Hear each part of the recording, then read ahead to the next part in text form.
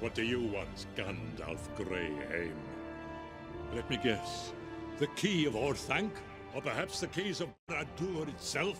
Along with the crowns of the 7 kings and the rods of the 5 wizards? Your treachery has already cost many lives. Thousands more are now at risk. But you could save them, Saruman. You were deep in the enemy's council. So you have come here for information? I have some for you. Oh, shit. Something festers in the heart of Middle-earth. Something that you have failed to see. But the Great Eye has seen it. Even now, he presses his advantage. His attack will come soon. You're all going to die.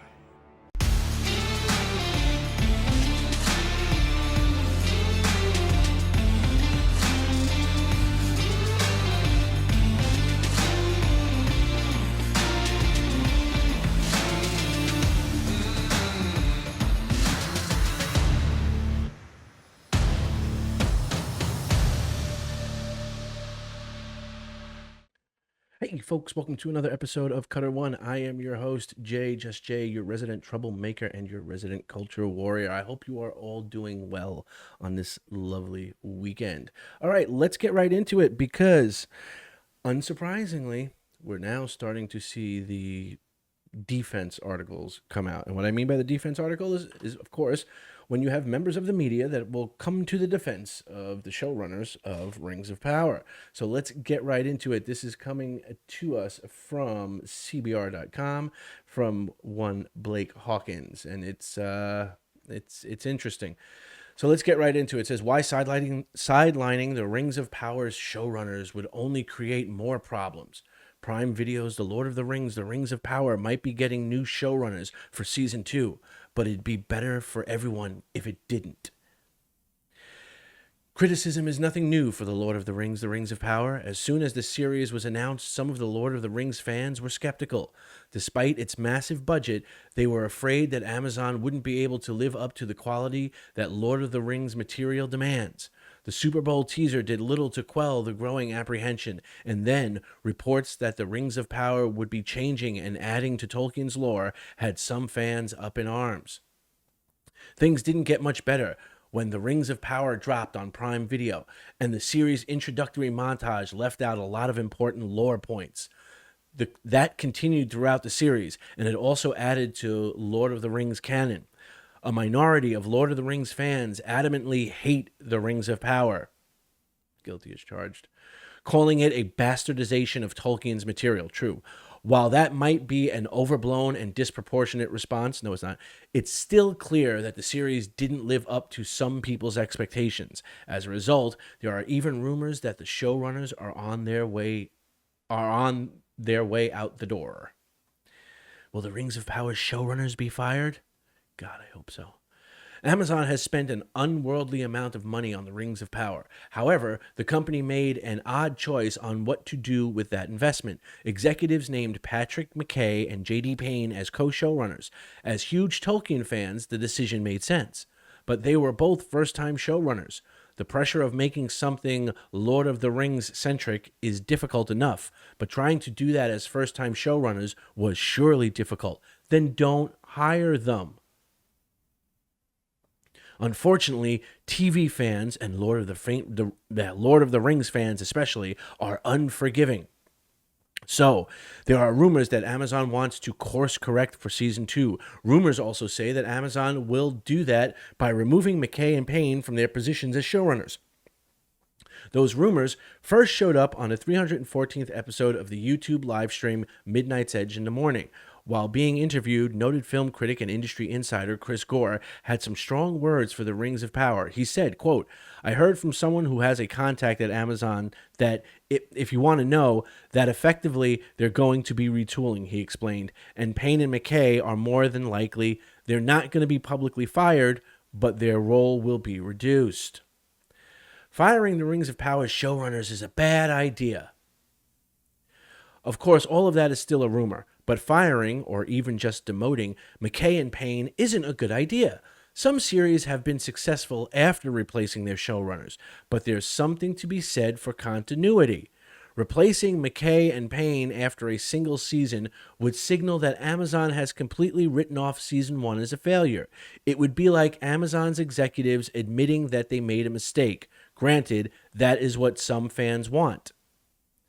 So in essence, what Mr. Hawkins is saying is that the primary reason why Amazon should not fire these two incompetent fools is because you don't want to admit you fucked up. Because if you do that, it's kind of like telling the fans, you guys were right, we fucked up.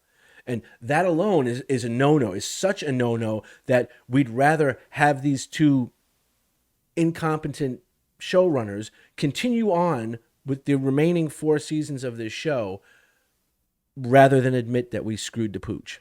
Interesting logic. Regardless, the Rings of Power showrunners have set their course and should be allowed to correct it for themselves. They're already looking at Season 1's successes and disappointments while getting ready to film Season 2. Payne told Variety, quote, "Certainly, you look at audience response and you see what characters people love and what kinds of storytelling move them. I wouldn't say we're overcorrecting for any of it, but we're certainly listening to people's responses." Really, Mr. Hawkins, really, it's interesting that that's what you would say, because that's not the whole quote. Okay, that is definitely not the whole quote. You want to know how we know it's not the whole quote?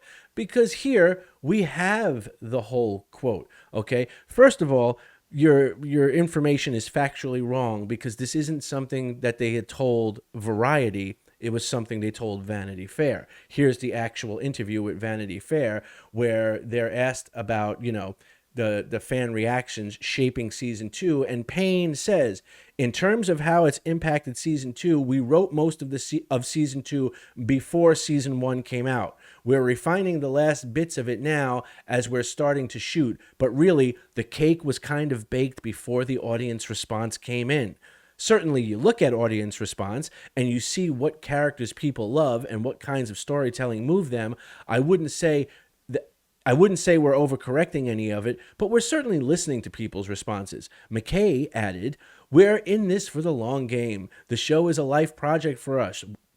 We are married to it, and the bar couldn't possibly be any higher for what we want to achieve. Our blood, sweat, and tears are going into this every waking moment of our lives. We want this thing to be delightful and emotional and exciting and thrilling and surprising and heartbreaking and romantic and all of the things that you want from Lord of the Rings." So I think in some ways the audience response, we're a year ahead of that, because we saw it a year ago and we were like, here it's really seeming to work, and here it's maybe not working as well as we might have hoped or thought it would. So to that extent, there's a course correction. It's just us building on the strengths of the show and on the strengths of our actors and our designers. Okay? So you're leaving that significant part of the quote out when you try to imply that they're listening to the fans and making changes based on that. Anyway, continuing, thus, while some fans might want McKay and Payne gone, it would be better to let them correct their mistakes. They're first-time showrunners, and let's be honest, they did a pretty good job of ruining your show. The Rings of Power viewership numbers have even spiked since the finale. Yes, but that's saying that the numbers have spiked since the finale is like saying that, people stopped and looked at a car accident on the other side of the highway and stuff like that. Yes, people stop and look, and so that doesn't mean that they're like excited to see what's going on. It doesn't mean that what they see won't disgust them or make them violently ill, but it just means that their curiosity has gotten the best of them. And I guarantee you that's what the spike in the numbers for this after the finale is people just curious as to how bad it was. There's no way that they could have catered to everybody's expectations and wishes. So while it's possible that they could be replaced, it would be better if they stayed. You, sir, are wrong, and you're running defense for these guys, and they do not deserve it. So Mr. Blake Hawkins, if you're going to quote them, give the whole quote where they basically say that the audience reaction to season 1 really isn't a factor, that the things that they are changing are things that they had planned on changing before season 1 came out, thereby before there was a fan reaction. Okay? So let's keep it above board here and not try to play fast and loose with the truth. And, these guys don't deserve to be doing this. Actually, the whole thing should be scrapped. Amazon should admit that they screwed the pooch. They had a $1 billion fuck up. And you know what? Let's act like season 1 never happened, and we'll redo it, and we'll do it right, and we'll do it correct in season 2 going forward. But yeah, no, these guys should definitely lose their jobs over this. Again, Hollywood's the only industry I know where you can fail upwards. But yeah, let me know what you guys think. If you like what I'm doing here, hit the like button. If you are so inclined, feel like sharing it, share the video. Leave a comment down below. Let me know your thoughts if Payne and McKay should keep their jobs. And subscribe if you haven't subscribed already. It would make my heart melt, and it would be really great because we're trying to get this thing, getting the ball rolling and picking up steam here. So anyway, I will talk to you guys on the next one. Peace.